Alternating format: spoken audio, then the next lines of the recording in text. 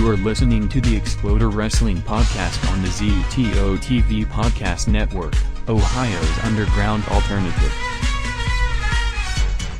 Hello everyone, welcome back to the show. My name's Dan, this is Exploder, and after another successful episode, a live episode that we taped last week about music and professional wrestling, again, thank you for supporting that. Thanks Jake Hill for coming on and Kevin Easy for talking about music and pro wrestling. I've decided I'm back in the studio, back in the Exploder studio, doing a new episode about a topic that I've been trying to get to for months now, and I just wanted to make sure it's right. I didn't want to sort of half-ass it and sort of throw it together in a couple days. I wanted to get some research, and believe me, I think I've done a pretty good job on this. In this episode, I want to talk about something that's really in the life of every wrestling fan, something that's affected them in one way or another, regardless when you grew up. And in this case, I am talking about pro wrestling action figures throughout time. Of course, there's all kinds of merchandise when you're talking about pro wrestling. They're from the magazines to the memorabilia, the videotapes, video games, so on and so forth, and I've done a little bit on those. But in this one, I want to talk about just about action figures, and I mean action figures in general. I don't mean other merchandise. I don't mean foam hats and wrestling buddies and things like that. Those are really particular, and I'll get to maybe the miscellaneous, as it were. But in this case, I want to talk about just action figures. When you talk about action figures, it's one of those things where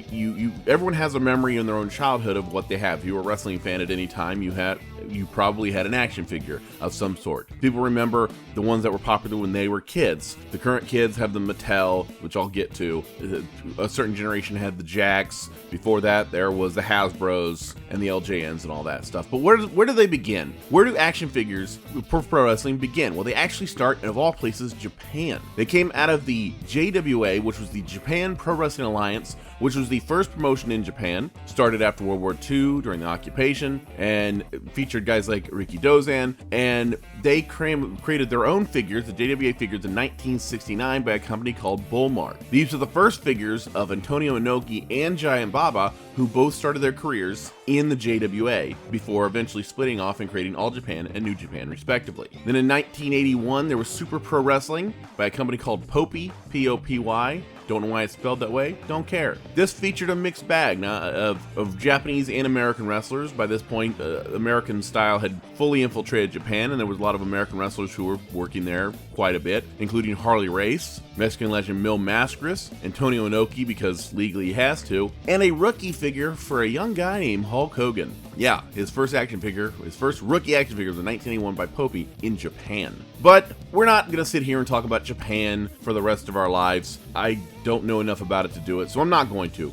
What a lot of people in America, if you grew up in the 80s, one thing you always remember is the LJN line, the WWF license by LJN. LJN was a toy company that created a bunch of stuff, and they offered $200,000 to acquire the license for the WWF. And now this is the time, this is 1985. So this is the time where WrestleMania is just happened, and the WWF is the hottest thing in the world. They are on MTV, they have Hulk Hogan, they are dealing with Cyndi Lauper. This is the mainstream. So LJN coming in and deciding, hey, we'll pay $200,000. Yeah, because they made millions off this license, so it made sense. This was called the Wrestling Superstars line and went from 1985 to 1989 and did pretty well. These were the big, giant, rubbery. I watched this thing called the Toys That Made Us. It's on Netflix, and I literally have been thinking about this episode for months now, and I knew that the season was coming up, but I didn't know what was in it, and then I was like, oh, there's a wrestling figures one, there's one on that, so I was like, oh, I'm gonna watch that, and it's very interesting, and I'll be honest, I knew most of the stuff they were talking about. It was cool to see, but I actually learned a couple things. The LJN offer, I knew LJN had to have offered a good chunk of money. I didn't know the exact figure. I got that from the Toys That Made Us, so I'll give full credit there, the $200,000 mark. And again, that's a good price. This was the big, what they called in the show, the dog toy. They were big and rubbery, and what they were trying to do was make a prototype, a big giant prototype, and then you size it down, and you make them, they were going to make them like Bend-Ems, like little flexible things. And what happened was they didn't have time, so they made the giant ones, and then that was it. So they made these giant things in a permanent pose, anywhere from Hillbilly Jim to Hulk Hogan to Randy Savage, King Kong Bundy, name the guy, and including Miss Elizabeth. So even women, you know, name it, they made it. These big giant, when they weighed about a pound a piece, just this, it was PVC, but it was rubber. It's just big hard rubber, and they were supposed to be bendable, but because they were so big, you couldn't bend them, so they weren't. And in the show, they referred to them as dog toys, and they're not wrong. It is something where if you didn't know in context, if there was no context, it might be something you consider giving to a pet because they're big and unmovable. But at the time, I mean, these were the first, North American pro wrestling action figures. So it was sort of a, hey, this is all we've got, this will do. And they sold really well. So it's, maybe I've got spoiled by the time that's passed, but at the time they were pretty cool. These would last until 1989, like I said. Then there was this thing called Intertech. I also learned from this. I learned the connection. I knew about Intertech, but I didn't know the connection to LJN. Intertech were these squirt guns that looked insanely realistic, and then they were being used in real bank robberies. Yeah. So the company that owned them was MCA Universal. MCA Universal closed the LJN toy division down, and LJN, of course, would then go on to make some of the most god-awful video games of all time. Yay. So as they did this, that of course ended the Wrestling Superstars line. In 1989, this was taken over by a Canadian company whose name escapes me at the moment, and they created the Wrestling Superstars 89, known as by collectors as the Black Card series, and it was only sold in Canada. These are very rare. These are more rare because they were only sold in Canada. They were only sold for 1 year, and so if you're a collector, and I'm sure there are many out there, if you're a collector, the 89 Black Cards are really the ones you want to do. Now, around 1985, around this time, there was also another company called Remco. Remco was they created like knockoffs of other stuff. So if you had Masters of the Universe, well, they had a knockoff of that. And of course, they decided they were going to have their own knockoff of the WWE, but it wasn't like these dollar store ones you find, that's like a Hank Rogan, then it's Hulk Hogan, but legally it's like, it's his headband's a different color, okay, it's not Hulk Hogan. This wasn't that bad of a knockoff. It was a knockoff in quality, but not a knockoff in, they were actually licensing the AWA. So they came in with the AWA. Now, these were real AWA superstars, guys like Greg Gagne, for all three Freebirds, Terry Gordy, Michael Hayes, Buddy Jack Roberts, Greg Gagne. I've mentioned Greg Gagne twice now. Why the hell would you do that? Ric Flair. I had the Ric Flair. Which was very interesting. And he actually, for the time, he looked appropriately like Ric Flair enough. He had the blonde hair. He came with a robe. He wore a pink tights. Like his trunks were pink. These were reminiscent of Masters of the Universe, if you know that, He-Man and all that stuff, which was, as a kid, that was a big thing for me too. They were very similar to that. They had the body, which was muscle as all hell. So whoever you were, you had muscles. If Greg Gagne had the same muscles as Ric Flair, who had the same muscles as Terry Gordy, which I think is the funniest thing in the world. They also included, oddly enough, the first action figure of the Road Warriors, and they were Hawk and Animal, and they had the face paint, but because they were in the AWA at the time, and they're wearing they're wearing cloth. They're wearing like cloth like sweatpants, I guess, because that's sort of what they wore in the ring at the time. They weren't wearing the highly designed stuff that you'd see later on with the logos and stuff. Yeah, they're sweatpants. Like, I think they missed a huge market where they could have made them Zubaz patterns, but maybe that's a little too inside baseball. But yeah, they were cool. They were, not bad. They actually had more articulation than the LJNs, but they weren't as popular. Like I said, I had a couple of these because my cousin had them, and my cousin, when he got rid of them, I got them. That's how it worked. They had their own ring. The ring was it was like cardboard and wood. And what was interesting between this and the eventual Hasbro line is they had the ring. The ring actually had like a cloth covering on it. Like the canvas and the ring skirt was actual cloth, and it had the logo on it and everything. And actually, like, if I remember correctly, they put like the ringside table like on it. They drew it onto the side, so where the timekeeper table would be, it was sort of drawn on the side. So that's a little weird. But an actual ring, they used wood ring posts. They had actual stretching rope. So this was really first. Really, it was a really cool ring, and it was different. And the cloth, like, it was just a little different. And it was pretty cool. WCW came along. Well, then there was the Gloob line. Now, Gloob had trying to go to WWF back in the 80s, trying to get that license. They offered, I don't know what they offered, but it was low. And then they were completely outbid by LJN, who had a lot more money. So Gloob sort of did their own thing. And then finally, in the early 90s, they decide, hey, we're going to give it a shot again. So they go to WCW. WCW, the Gloob line, they were like the LJN figures, really. Honestly, they were immovable, but they were smaller. They were about, I don't know, 3 1/4, something like that. I think it was like 3, I don't know the exact measurement, 3.75, something like that. Little guys. But they had Sting and Lex Luger and Barry Windham and Ric Flair and Arn Anderson and the Steiners and Elegante. My God, when I think of all the money they put into trying to make Elegante a thing. Dreams. Again, they were nice. They weren't bad. I had a couple of these. I had Sting, which was nice. They were immovable, but again, it was one of those things where if you're a young enough kid, it's one of the things where you just slam them against each other because you're a kid. That's how it works. And at the time, these weren't bad. The big one, a lot of people, if you grew up in the 90s, the big one a lot of people remember are the WWF Hasbro figures. Hasbro was a really big toy manufacturer, and they come in, and WWF was not in the greatest situation. This was around this was late 80s, early 90s. It was at the end of the LJN had come and gone, and Hasbro came in and grabbed the license, and they decided, you know what, we're gonna make it completely different, and instead of these immovable, like they said, dog toys, they were gonna make something smaller, easier to manufacture, and and oddly enough, have a little bit of movement. Who'd have thought, right? The Hasbro figures were, shorter. I think they were around the size of the Galoob figures, 3.75, something like that. Every action figure had an action feature, which was really cool. I have, right now, I'm looking at the studio right now, I have a couple of them right next to me. And I have Axe and Smash from Demolition, because that's my favorite tag team. And Axe has the body slam motion, where he's his hands put and the arms, you can pick up a figure, and then the arms spring forward like he's body slamming them, like a press slam. And Axe has a spring in his right arm, and when you pull it down, you let it go, it comes back up like he's punching. Every action figure had its own action feature, whether it's from the drop kick, or the clothesline, or, the press. Hulk Hogan had one called the Hulkaplex. I still don't know what a Hulkaplex is. I assume that's what he wanted to call his restaurant, but they went, wow, that's really stupid. And they're from the people that approved Pasta Mania. But they were all cool, and they were smaller, and they had their own ring. And the ring had actually, which was a nice little detail, had a little table on the side for the title belt. So if you had the title belt, you could put it on the timekeeper table, things like that. There were 3 variations of that. There was the original blue one, which my friend had. My friend had all these action figures, by the way. I didn't have many, but he had all of them. And he had that one, and then there was the yellow one, the King of the Ring one, which was the same thing, but yellow plastic. And then there was the one that, if you push buttons, it talked. So you would push buttons, and the announcers would say stuff and all that stuff. And again, when you're a kid, if you're the kind of kid that was watching the WWF in the early 90s, this was right up your alley. And it was great. I had a few of these. I had Sid Justice during that cup of coffee. He was there the first time. I had the Mountie for some reason. I don't know. I had Bret Hart. I had Earthquake, but I didn't have Typhoon. Don't know why I only had one. I had this Smash. I had Smash originally. This is my second Smash because I don't know what happened to my first one. But I like Like I said, I like Demolition. And so these were nice little action figures if you were a kid that age. Now, these are the time where I'm not really going to get into them, but this is around the time where Tonka put out the Wrestling Buddies, were these foam pillows with wrestler faces that you would beat up and sleep with, and WCW would do them later, but I don't want to get too far into them.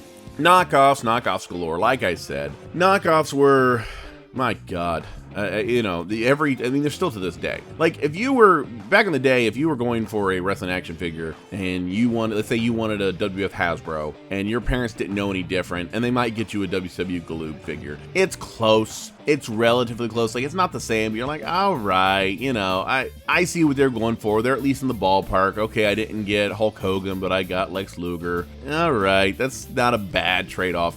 The knockoff figures, which still exist in every dollar store you'll ever find, is like something your grandparents buy you because they have no idea what they're doing. And I say that with all due love of my grandmother. My one grandmother would buy these things. And they were like, these are the ones that are clearly a WWF or a WCW guy, but they weren't. You know what I mean? They were like, oh, this is, like I said before, this is Hulk Hogan, but he's got like a blue headband, and he's got the mustache, like the Fu Manchu that everyone remembers, but then his hair's like, it's a slightly different shade of blonde, and he's wearing like blue trunks or something like that, and his name's like Hawk Smith. Like, what they're going for, but they're just skirting the line of what they can do legally. Those knockoffs still exist, and they did for every generation, from the Hulk Hogans to The Rock to Steve Austin, everything under the sun. There's always some knockoff figure out there. Those are fun, and when you can buy them for $1 or $2, like that's why your grandparents did it. If they bought them for $1 or $2 at a Dollar Tree or a Dollar General or whatever the hell, it's harmless. It didn't flood the market because everyone knew the difference. Everyone knew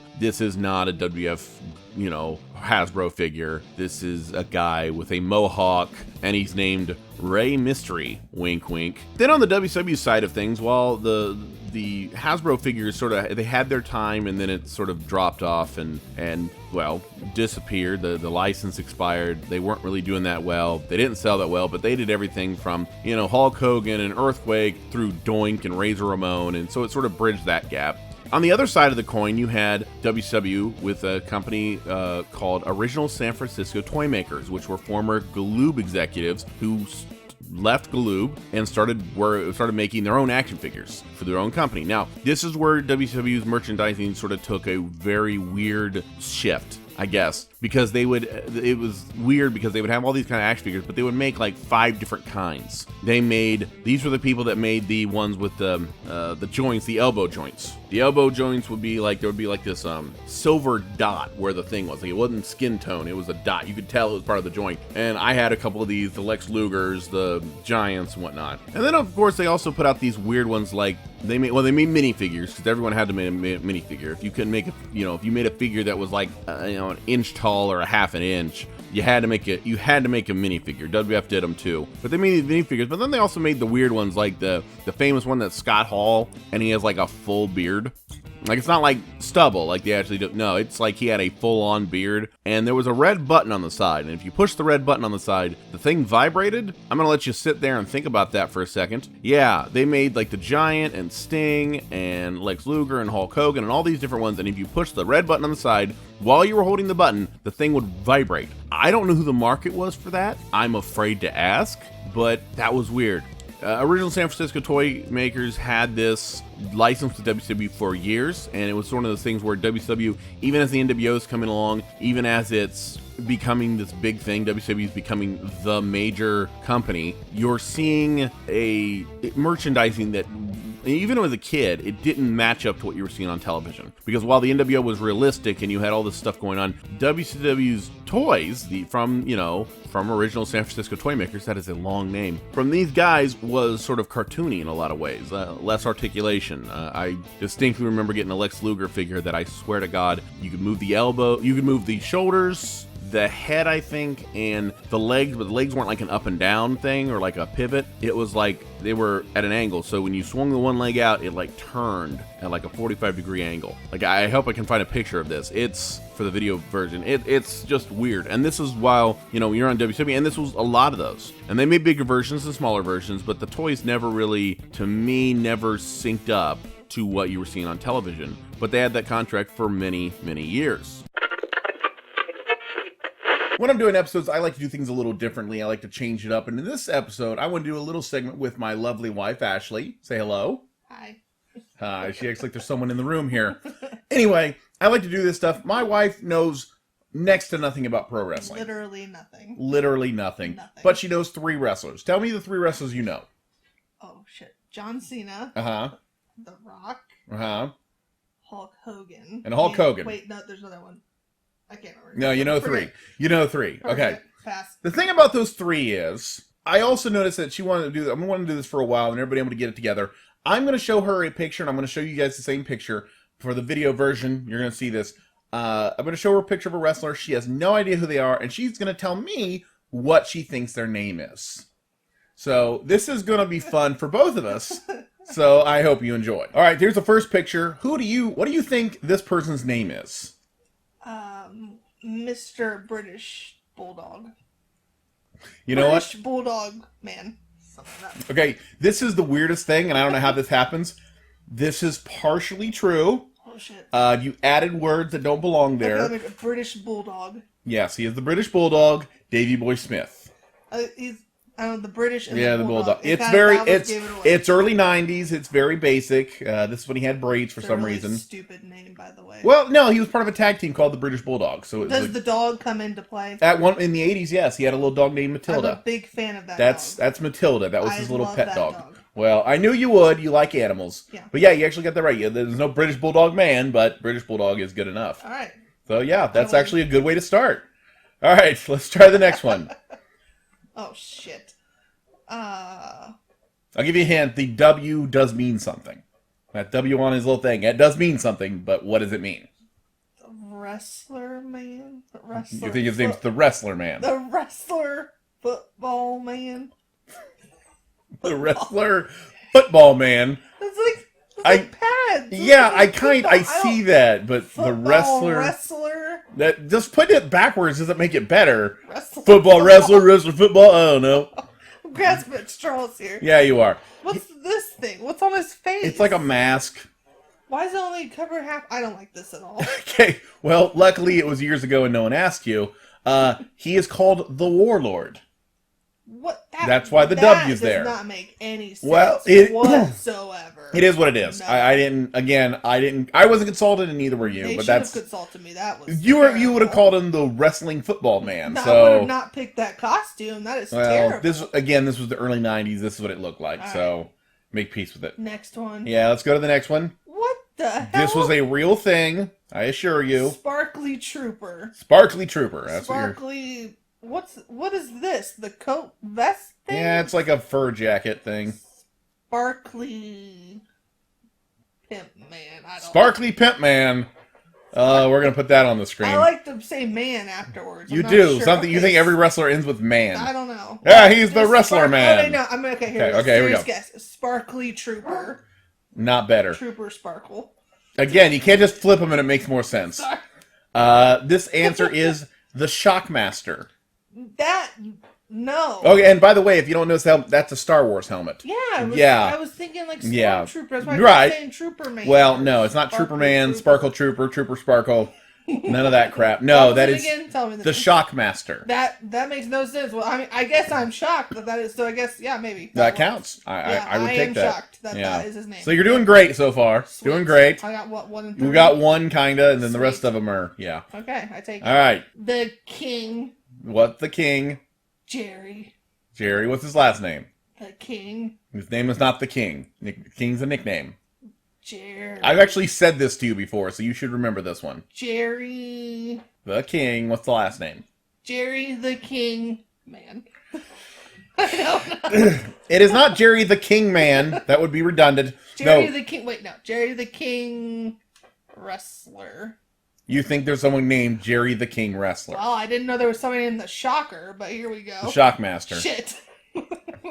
But Jerry the King Wrestler. No, he is Jerry the King Lawler. Oh, yeah. This is his last name. I've actually said that one to you. You literally said it 20 minutes ago. Yeah, I did. That's why I'm amazed that you couldn't. Okay, move on to the next one.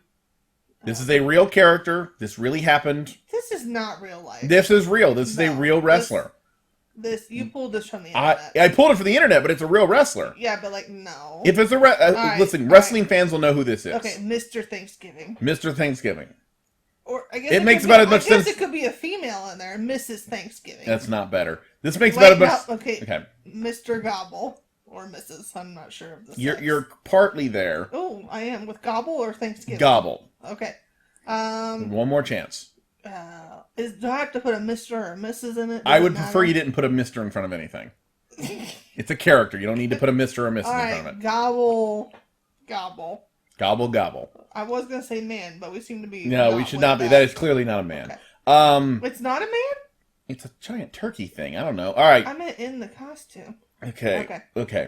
The character is called the Gobbledygooker. Oh, my God. It was the early 90s. Anything went back then. Okay. Yeah. Did he wrestle in that? Yes, unfortunately. In the whole costume? Yes. That? How did the wings not get all in the way? I don't know. He was very good. Did he win a lot? No. We all lost when it came to this. But no, he didn't win. Yes, you did. So let's go to the next one. Is this The Undertaker? That is The Undertaker. You got one. Oh my God. That is too amazed you knew that one. I didn't think you'd know that one. I only knew this because I used to have a friend when I was younger who had wrestling action figures, and that was one of them. And there you he go. always was The Undertaker. See, people, it's these little details in your life that you don't think matter, and then one day they matter. I still don't think it matters. I'm just... It don't matter, but it helps you. Like, I don't get anything from you're 2 for 6 right now, so that's... Yeah, but there's no prize. There's no... Is there a prize? You're married to me, so you're welcome. So is that the prize? Because I really got cheated. Well, you signed the contract. It's your problem. Up next, he wrestled like this. Oh my God. He's a legend in the wrestling business. He's a legend. He is a legend. Did he always wear that? No. Thank God he didn't always wear that. But how long did he go with like this? A couple years. He dressed like this. Longer than I would have thought. Don't let the polka dots fool you. He's actually a very... Do those go with the name? No, they have nothing to do with his name. No. Twister? Twister? You're calling him Twister? I want to say man at the Twister, but all there is Twister Man. I didn't say man. You wanted to. Okay. Wait, no. You gotta give me 3 guesses. Okay. You get 2 more. Okay. Oh shit. I got nothing. You got nothing. I don't know. That is Bumblebee. The American Dream, Dusty Rhodes. These make no sense. Again, I'm a wrestling fan, and some of these don't make any sense to me. This is their names, okay? Okay. Okay. This is terrible. Well, you're not doing well. What was it again? Dusty Rhodes? The American Dream, Dusty Rhodes. That was his name. All right, here we go.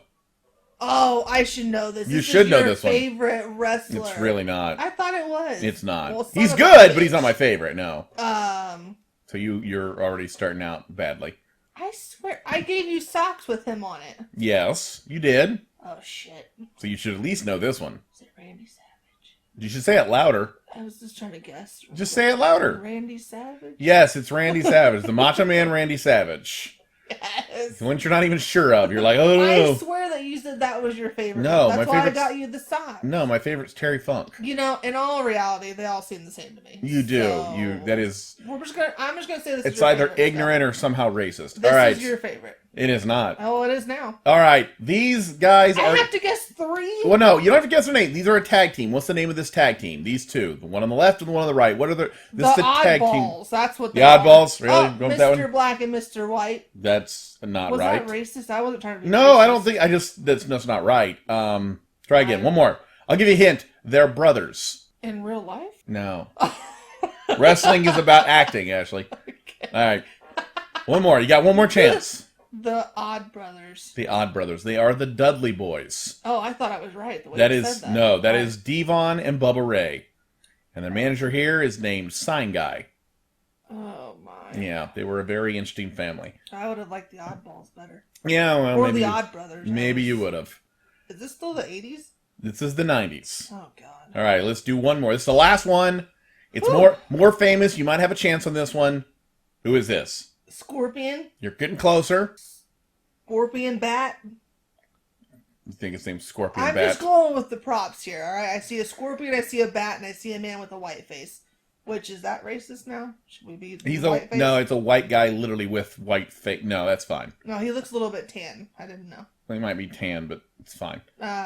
You're getting Scorpion. You're close with the Scorpion thing, but you got to keep going. Scorpion. It's not Scorpion. King. Oh, it's not. It's not Scorpion King. What? That's The Rock. That's The Rock. God. Wait, no, I thought he fought the Scorpion King. I don't. I'm not here to debate Dwayne Johnson's movie career, okay? That is not my concern. He has had some ups and downs. Because, yes, and that down was called the Tooth Fairy. But what is this guy's name? It's not Scorpion. It is not Scorpion. Is Scorpion in the name? No, there's no Scorpion in the... It's something like close. That. Okay, you get one more guess. The Sting. You actually got that right, kind of. His name is Sting. WCW legend Sting. You add letters and number. You add words that don't need to be there, but yes. So you've got what? 5 out of 10 somehow. I don't think I got 5. Well, you got. No, I did. You got the British Bulldog. Yeah. You got Randy Savage. Undertaker, Sting, and the King. I can give you the King. So let's say 4.5. Okay. So 4.5. So 45% of the... For someone who doesn't know wrestling at all, that's actually not that bad. So, Yay. And I like doing this, so I'm going to have you on some other time, and I'm going to get some new pictures. No. Yes. I don't want to do that. Oh, we're doing it. No. Oh, we're going to do it. I need a prize, though. Well, I'll work on a prize. Legit prize. It'll be Macho Man Randy Savage socks. No. Yeah. You'll like them. That's your favorite wrestler. It's not my favorite. My favorite wrestler is Terry Funk. We've been over this. My Anyway, God. I don't want to subject you guys to any more of our bickering. Spider. That is irrelevant. So I'm not going to subject you to any more of this. I'm going to go out this. So with that in mind, let's get back to the real show.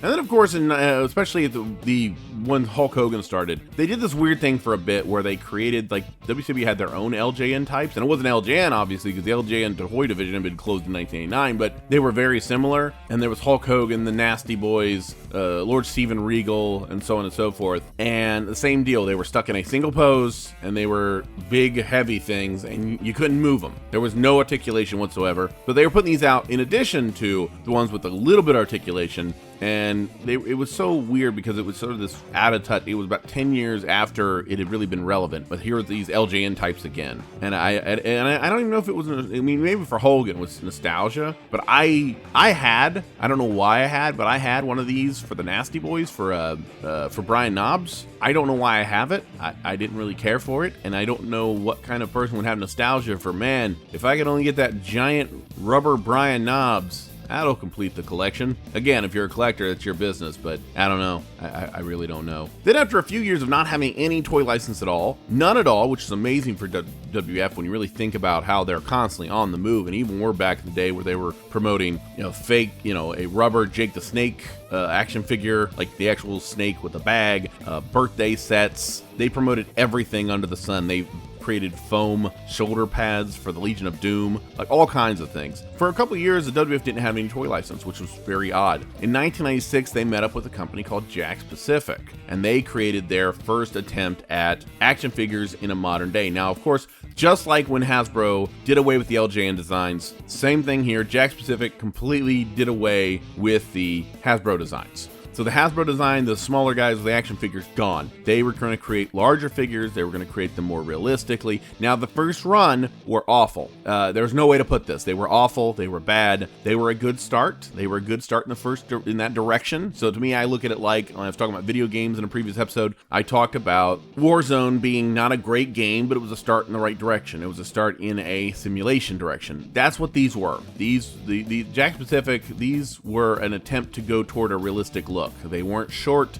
and having action features, and they weren't little miniature figures. If they were going to make a action figure of, say, Ken Shamrock, they were going to do their best to make it look like Ken Shamrock. And the articulation wasn't great, and the joints were very loose, and, whatever. They weren't great, but they were a first start. And the first run, they sort of did what they'd always been doing. Every company had been doing at that point. They started sculpting it. So they sculpted a head, and that's why you ended up with like a Steve Austin that didn't look like Steve Austin, like at all. I don't know what they were thinking. But over time, that got better. So they would start this thing called real scan technology. They were doing 3D mapping, and that's why every time you'd watch WWF programming, you'd see them doing this thing where they're scanning their face and all this stuff, because they were getting that image. They were doing a 3D map of it, and they were putting it onto the action figure, so that when you were looking at Steve Austin, it was Steve Austin. When you were looking at China, it was China. It wasn't an approximation that some guy had to sculpt to make look that way.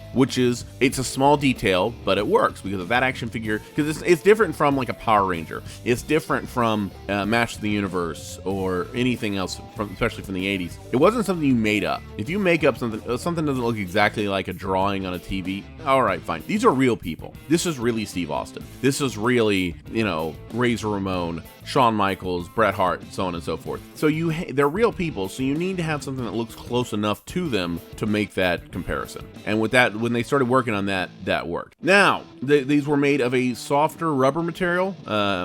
Hasbro's were, of course, hard plastic, and they had different articulation, minimal arms, head sometimes, stomach, depending on the action figure. But, you had those things. Jakks Pacific, these were made of like a harder rubber material. So they didn't bend, but they bent more than the LJNs. So it was sort of this mixture. They were taller than the Hasbros, but shorter than the LJNs. They were made of a rubber, but it was a softer rubber than the LJNs, but itself was rubbery, so it was a softer material than the Hasbros. So it was sort of this mixture of the two. The size was in the middle, the feel was in the middle, and again, they eventually got to the point where they actually looked like what they were going for. So this is where the main shift was between the cartoon to the realistic. They were going from what was cartoony and weird and sort of this, caricature of a wrestler to here's a look of what the wrestler would look like. and that's very unique, and I think that was really cool. They even tried gimmicks like the Titantron Live playset, where you would have a Titantron or whatever, and then they would have like, I don't know if it was a microchip or an NF, or it was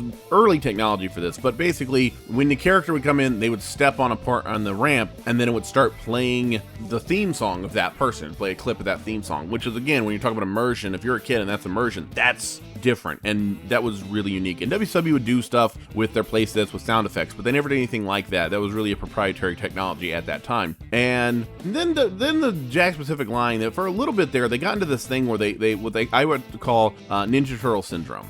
Anyone who remembers the Teenage Mutant Ninja Turtles as this line understands that this line went for so many years and it had so many variations. Why did it have so many variations? Well, because everything that could be made was made. Every animal, from a camel to a spider to an ant to a mosquito to a panda to a rabbit to any animal you could imagine, was made into a Teenage Mutant Ninja Turtle character. And some characters were made up on the spot, the neutrinos, and you know, there were metal turtles and evil turtles and all these different things. So it was these variations, but it was like, and then there was the, you know, birthday clown turtle, the cowboy turtle, the army turtle, and so on and so forth.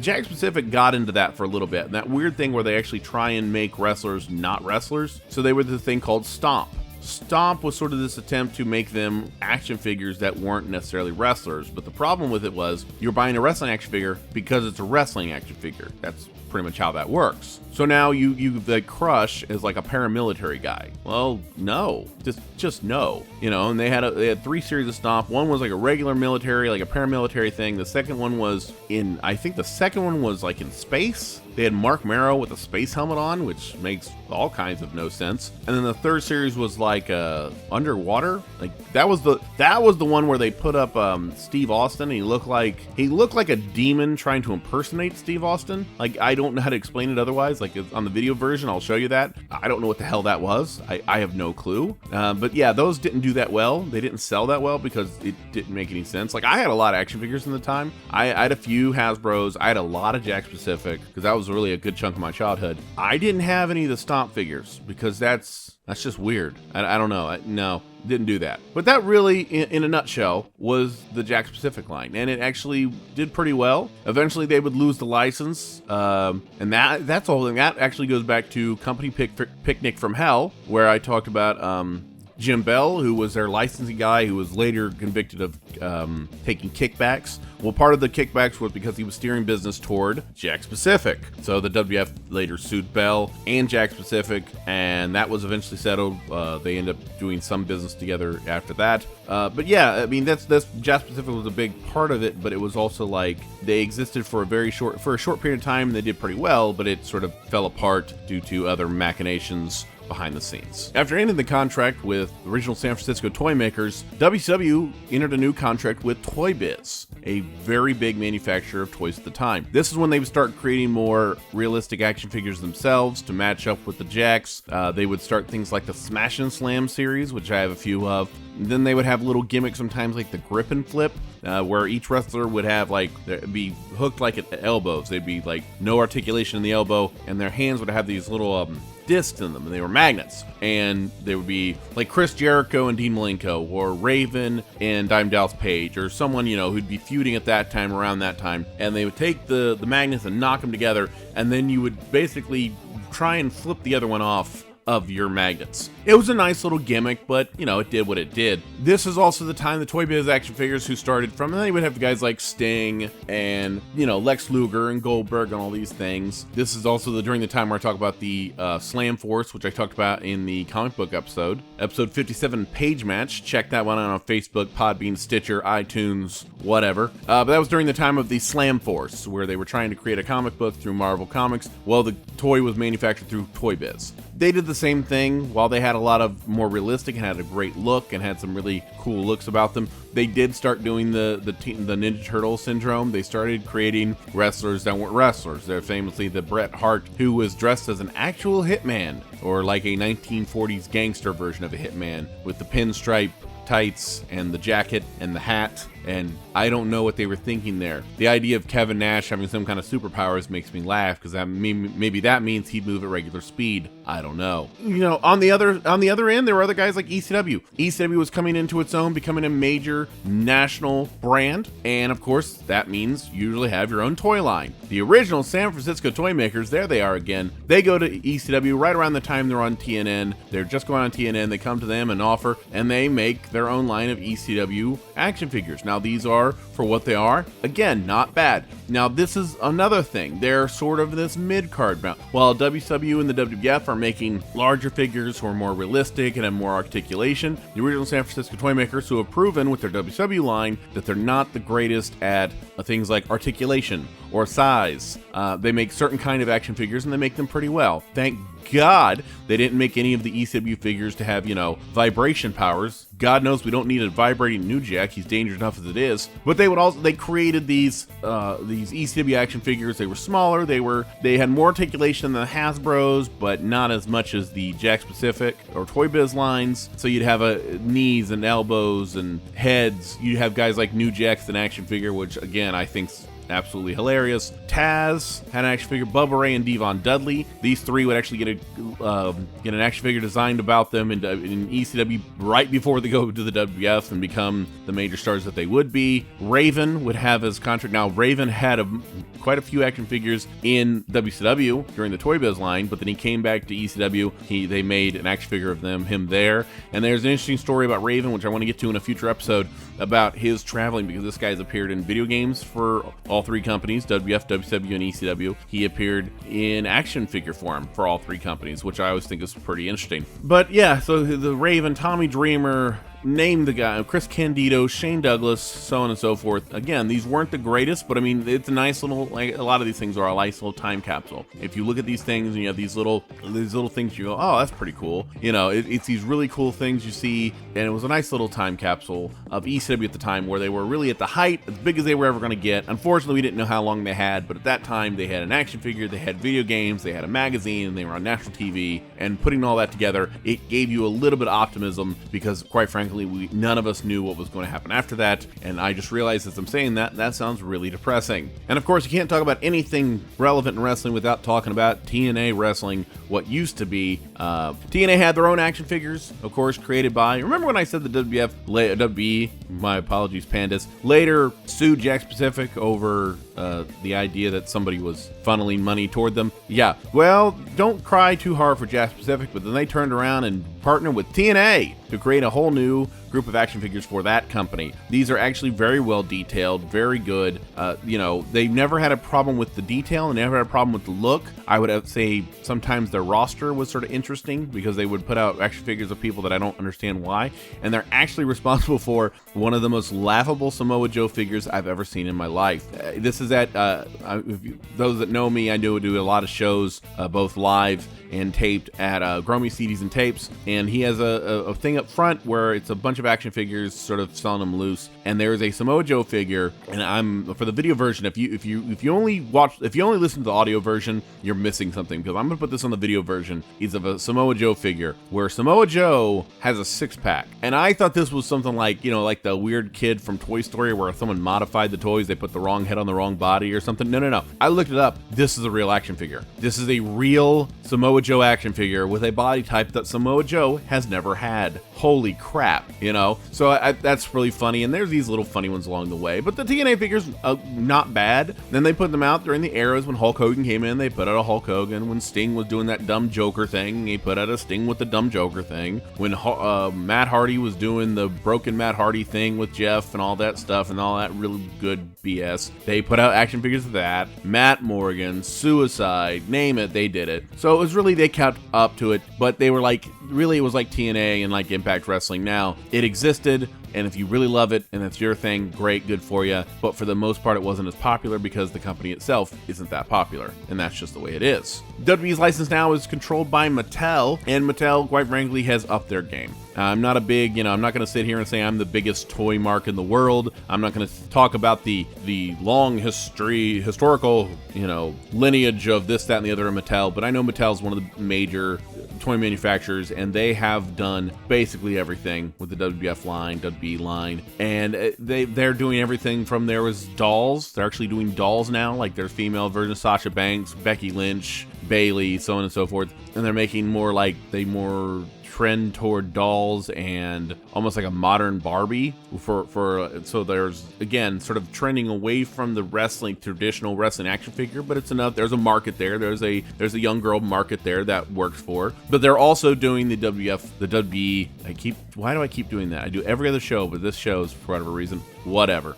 They're doing the WB action figures traditionally. They're very high detailed. They have great articulation, so the days of slamming them against each other, not so much. Now it's more of a, simulation. If you are a kid and you want to recreate a wrestling match, which is what I think we all try to do when we were kids, you can do that with these action figures. If you're a collector and you just want a really good piece of the Ultimate Warrior or Randy Savage, or even if you like modern guys like AJ Styles or Finn Balor or Tommaso Ciampa or whoever the hell, if you want any of those, then heck, you can do that too. They're very, like I said, I can't get over, they're very detailed. They're high detailed. They're good for collectors. Value wise, I don't know. I mean, there's always rarities. There's always rarities that are going to come and go, and prices and this, that, and the other. But I mean, as far as like looking good in the packaging, whether it's the Defining series, whether it's the Entrance series, whether it's, they recently did like a re-release of the old Hasbro, so like they made a modern Hasbro. So they made Kane, who never appeared in the Hasbro line because they were already taken over by Jakks Pacific when he debuted. They made like a miniature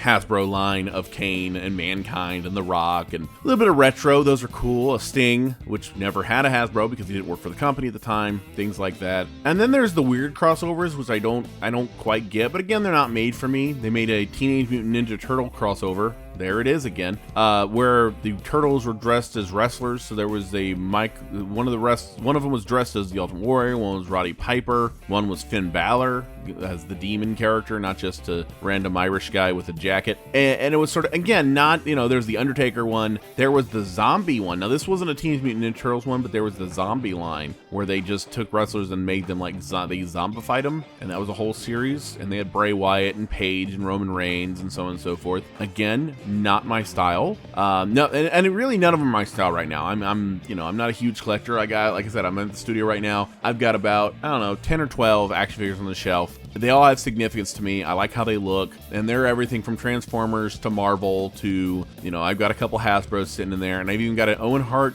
Bendham, the old little bendy action figures. I have an Owen Hart Bendham, and that's probably one of my favorites. On my microphone stand right now, I have a Rey Mysterio one from the Toy Biz line. The Giant had a package where he came with a masked wrestler who ended up being Rey Mysterio, who had an extendable neck so that the Giant's hand could get around his neck, and it's clearly Rey Mysterio, and he is hanging from a clip I'm supposed to be using to hold a cell phone or a webcam. So I still have little things. I have a couple in the studio and I like them, but I don't have a room full. I'm not a huge collector, so I'm not going to pretend to be otherwise. But so I'm not going to say it's all my style. It's, it is what it is, and they're making them and they're making money, and good for them. That's the thing about action figures. They're something to you. They mean something to you as a kid. They can mean something to you as an adult. There's a lot of nostalgia involved. I mean, I actually went out on eBay and I bought Axe and Smash from Demolition because A, I had Smash as a grown-up, and B, one of the first tag teams I ever saw was Demolition. They're my favorite tag team to this day. I know some people like Legion of Doom, and there's nothing wrong with that. I like Demolition better. That's just me. And so I actually went out of my way to buy that because I loved them. And it's a little bit of nostalgia. I don't have a room full of them, but hey, for what I have, I really do like. So that's going to do it for this episode. I hope you enjoyed it. I hope this was, I hope it doesn't seem like it was thrown together, because it really wasn't. I've actually been putting this episode off for weeks because I wanted to make sure I had more information. I wanted to have more stuff into it. I wanted to have more things involved. I didn't want to just, say, hey, I'm going to record it. Let's record it on a day and just throw it all together and just sort of, BS my way through it. I wanted to know more about it. I wanted to know more on the topic, and that's what I like to do. So I hope you enjoyed it. I hope this, at least if nothing else, has kicked up a little bit of nostalgia your way, and you might go see if you have some of your old action figures sitting around the house, your parents' house, or what have you. And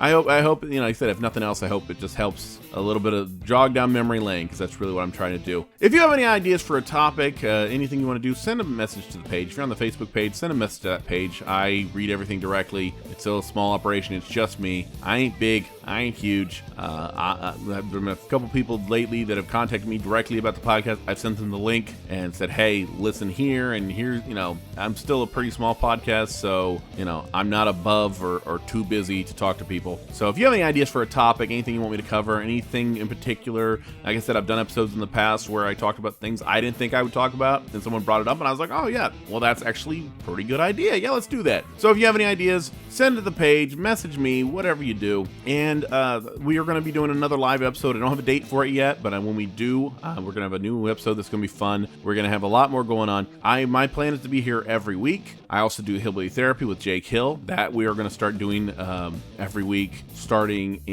at the start of the year, because we got the holidays like everyone else does. We got to do our family thing. But yeah, so thank you for listening. Thank you for being there. And until next time, my name's Dan. This is Exploder. Have a good one.